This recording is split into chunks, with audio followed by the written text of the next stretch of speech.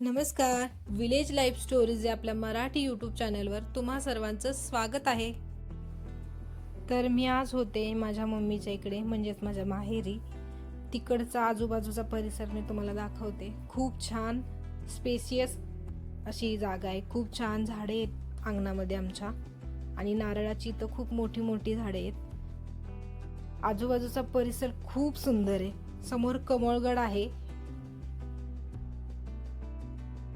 ही आहे आमची म्हैस आणि तिचं छोटंसं पिल्लू. तर थंबनेलवर दिसणारं हे फळ कोणतं आहे हे तुम्हाला माहिती आहे का? तर या फळाला गोल्डन गूसबेरीज किंवा कॅप गूसबेरीज असं म्हटलं जातं. तर या झाडांची उंची साधारण आपली वांग्याची जी झाडे असतात तितकी असते. सोनेरी हिरव्या अशा दोन रंगामध्ये ही येतात. जेव्हा ही हिरव्या कलरची असतात अशी, तेव्हा ती कच्ची असतात, आणि जेव्हा त्यांचा कलर असा छान सोनेरी होतो तेव्हा ती पिकतात. आतून त्यांचा कलर थोडासा पिवळा ऑरेंज असा मिक्स असतो. तुम्ही बघू शकता. याची पानंही अशी आहेत. साधारण आमच्याकडे अशी 3 झाडं लावलेली होती स्ट्रॉबेरीच्या शेतामध्ये. साधारण मसराड नावाची जी वनस्पती आहे त्याची जशी पाने असतात त्याप्रमाणे याची पानं दिसतात, पण ही काटेरी नसतात जशी ती असतात. हे बघू शकता तुम्ही. इतके छान गुसबेरीज आम्ही तोडून आणले होते. यातली काही मी खोलून देखील तुम्हाला दाखवते.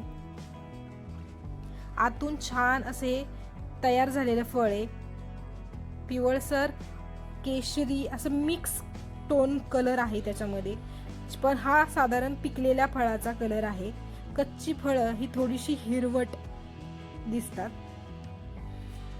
हे पूर्णपणे तयार असलेले फळ आहे. मी थोडंसं कच्चं असलेलं फळ सुद्धा तुम्हाला दाखवते. ही जे थोडंसं हिरवं दिसतंय आतून, तसंच ते बाहेरूनही हिरवं दिसतंय, हे तुमच्या लक्षात येईल. आणि हे थोडंसं चवीला आंबट लागतं. आणि आता मीडियम पिकलेलं जे एक फळ आहे ते मी तुम्हाला दाखवते.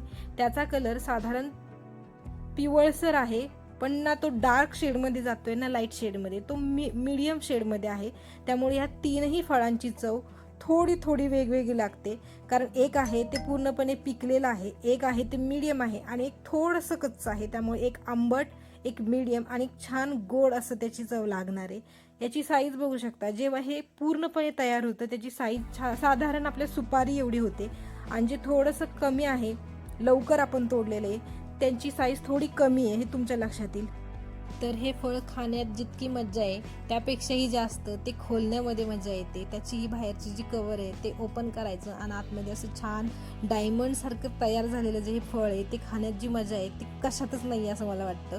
खूप छान वाटतं जेव्हा ही आपण फळं खोलतो. ज्याचा नॅचरल आवाज खूप छान येतो जेव्हा आपण ते सुकलेलं पान खोलत असतो, तेव्हा आतून असा छान त्याचा चरचर आवाज येतो. तो ऐकायला खूप छान वाटतो. अशी मी 3 फळं खोललेत. आणि सगळ्यात महत्त्वाची गोष्ट म्हणजे आमच्याकडे या फळाला ढंबोळे असं म्हणतात. व्हिडिओ आवडल्यास नक्की लाईक करा, शेअर करा आणि सबस्क्राईब करा.